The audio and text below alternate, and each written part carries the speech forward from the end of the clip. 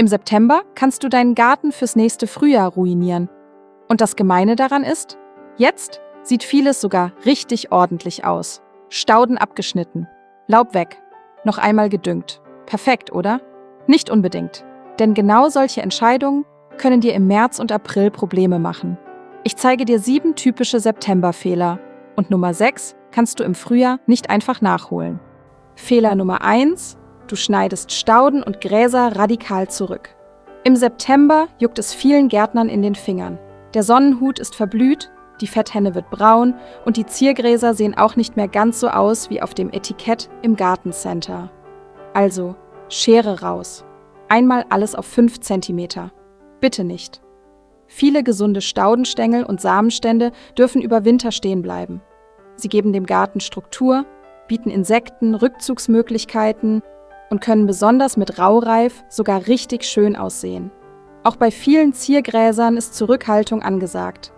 Was im September ein bisschen unordentlich aussieht, kann im Winter plötzlich der schönste Teil des Gartens sein. Und im Frühjahr schneidest du viele dieser Pflanzen ohnehin zurück, bevor der neue Austrieb richtig beginnt. Natürlich gibt es eine wichtige Ausnahme. Krankes, faulendes oder stark befallenes Pflanzenmaterial solltest du entfernen. Aber nur weil etwas braun geworden ist, muss es noch lange keinen Termin mit der Biotonne haben. Garten-Lea-Regel: erst anschauen, dann überlegen, dann schneiden. Die Gartenschere muss im September nicht unbedingt auf ihre Kosten kommen. Fehler Nummer 2: Du willst den Garten viel zu sauber machen. Laub auf dem Rasen sollte nicht wochenlang als dicke, nasse Schicht liegen bleiben. Auch auf Wegen gehört es weg. Schon deshalb, weil nasses Herbstlaub ungefähr so rutschfest ist wie eine frisch gebutterte Treppe. Aber deshalb muss nicht jedes Blatt aus dem gesamten Garten verschwinden. Gesundes Herbstlaub kann unter Hecken, Sträuchern und zwischen geeigneten Stauden liegen bleiben. Eine lockere Schicht bedeckt den Boden, hilft gegen Austrocknung und schafft kleine Rückzugsorte für Tiere. Der Fehler lautet deshalb nicht Laub entfernen, sondern Laub überall entfernen. Wenn du jedes Blatt einsammelst, eintütest und aus dem Garten trägst, arbeitest du ziemlich fleißig daran, kostenloses organisches Material loszuwerden.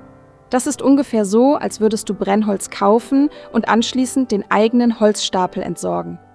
Im Frühjahr kann ein bedeckter, geschützter Boden außerdem ganz anders in die Saison starten als völlig nackte Erde.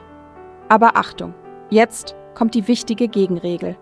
Fehler Nummer 3: Du verwechselst natürlich mit krank. Nur weil gesundes Laub im Garten nützlich sein kann, bedeutet das nicht, ab jetzt bleibt einfach alles liegen. Pflanzenteile mit deutlichem Pilzbefall, Fäulnis oder starken Krankheitssymptomen solltest du entfernen. Denn was direkt unter einer kranken Pflanze liegen bleibt, kann je nach Erkrankung auch im nächsten Jahr wieder Probleme verursachen. Gerade im September lohnt sich deshalb ein genauer Blick. Gesundes Material kann bleiben, wenn es dort sinnvoll ist. Offensichtlich krankes Material? Raus damit.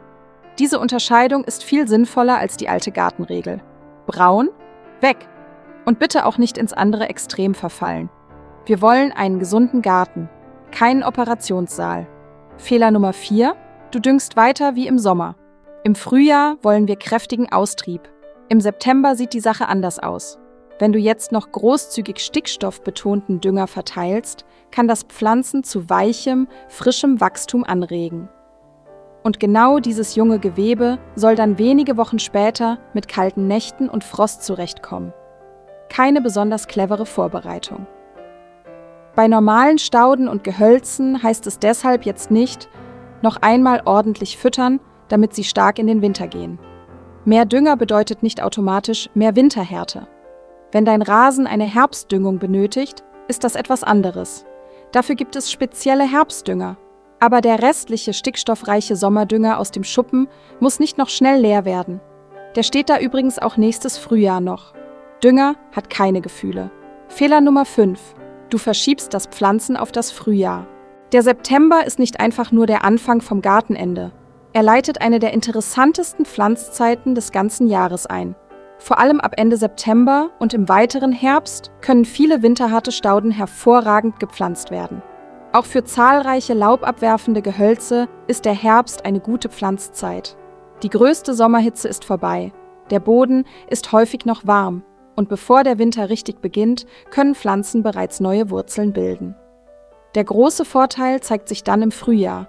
Während eine frisch gesetzte Pflanze erst einmal ankommen muss, sitzt die Herbstpflanzung bereits an ihrem Platz und kann loslegen. Natürlich gilt: nicht in gefrorenen oder völlig vernässten Boden pflanzen. Und auch Herbstpflanzungen müssen nach dem Einsetzen gründlich angegossen werden.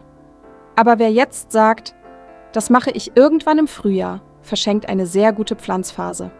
Und wir kennen dieses irgendwann. Dort steht seit 3 Jahren auch das geplante neue Gerätehaus. Fehler Nummer 6. Du vergisst die Frühlingszwiebeln.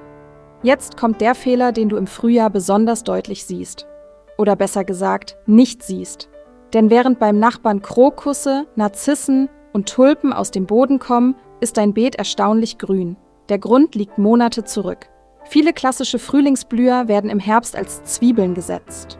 Narzissen, Krokusse und viele andere Arten können jetzt bzw. im weiteren Herbst in den Boden. Bei Tulpen darfst du sogar etwas geduldiger sein. Sie werden häufig erst ab Ende September und später im Herbst gepflanzt. Wichtig ist ein durchlässiger Boden. Denn Blumenzwiebeln mögen Winterfeuchtigkeit deutlich lieber von oben als dauerhaft von unten. Als grobe Orientierung werden viele Zwiebeln etwa 2- bis 3-mal so tief gesetzt, wie sie selbst hoch sind. Die Empfehlung der jeweiligen Pflanzenart geht natürlich vor. Und jetzt kommt der entscheidende Punkt. Wenn du im April ein buntes Frühlingsbeet möchtest, musst du im Herbst daran denken. Im April kannst du nicht sagen, ach richtig, die Tulpen. Dann ist der Zug für dieses Frühjahr weitgehend abgefahren. Blumenzwiebeln pflanzen bedeutet deshalb, im Herbst 10 Minuten auf braune Erde schauen und darauf vertrauen, dass daraus Monate später etwas Großartiges entsteht. Gärtnern ist manchmal einfach sehr langsames Online-Shopping. Fehler Nummer 7: Du stellst das Gießen komplett ein. September fühlt sich feuchter an. Morgens liegt Tau auf dem Rasen. Die Nächte werden kühler. Und schon denkt man, Gießen erledigt jetzt die Natur. Leider hat die Natur diesen Vertrag nie unterschrieben. Tau auf den Blättern bedeutet nicht automatisch, dass der Boden im Wurzelbereich ausreichend feucht ist. Besonders frisch gepflanzte Stauden und Gehölze brauchen während trockener Phasen weiterhin Wasser. Denn ihr Wurzelsystem ist noch nicht groß genug, um sich zuverlässig aus tieferen Bodenschichten zu versorgen. Deshalb nicht nach Kalender gießen, nach Bodenfeuchtigkeit gießen, mach die Fingerprobe und kontrolliere einige Zentimeter tief. Ist es dort noch feucht? Prima. Ist der Boden trocken?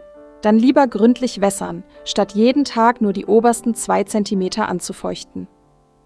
Denn eine Pflanze, die du im September perfekt gesetzt hast, bringt dir im Frühjahr wenig, wenn sie kurz danach beschlossen hat, dass dieser Garten ohne sie weiterplanen muss.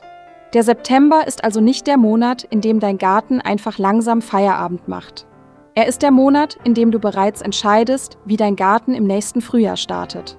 Was du jetzt stehen lässt, was du entfernst, was du pflanzt, was du eben nicht mehr düngst. Und ob du die unscheinbaren Blumenzwiebeln rechtzeitig in den Boden bekommst. Denn ein schöner Frühlingsgarten beginnt nicht erst im März. Er beginnt mit den Entscheidungen, die du jetzt im September triffst.